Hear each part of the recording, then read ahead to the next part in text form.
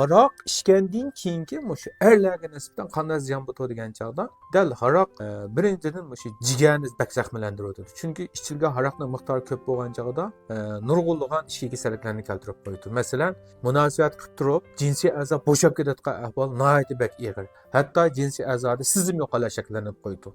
Sizlar o'zingizcha nima dorish etisizlar?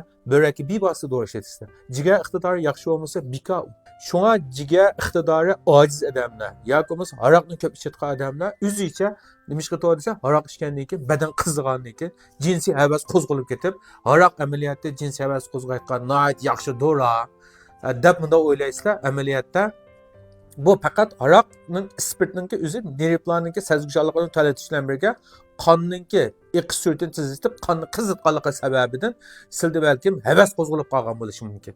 Musha havas qo'zg'alishining keyingi ko'psalar musha ayollik munosabat qilgan chog'da spermalar ko'p ketadi. Tug'masulab qolsa, farzand yuz ko'rmayotgan ahvolni keltirib qo'ydi.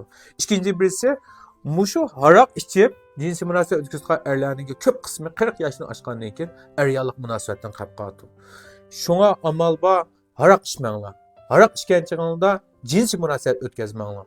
Yeni birga bu haraq ichish sababidan kelib chiqqan bu jinsiy ojizlikqa bevosita börekka dorish yetishning hojati yo'q.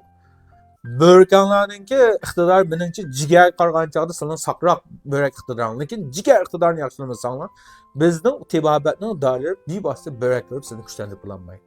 Zaxmisi qimmat yig'ib olib ketadi. Shu haraqni to'la ichayotgan cinsiyet cihetten bek aciz erlerimiz börekke boşak eslemanglar. İqtidarım yaxşı sambutda diye olsanlar, oldu bilen haraqni taşlanlar. İkinciden, jigar iqtidarını yaxshilayotgan dorilarni shu vaqtda iste'mol qilsa.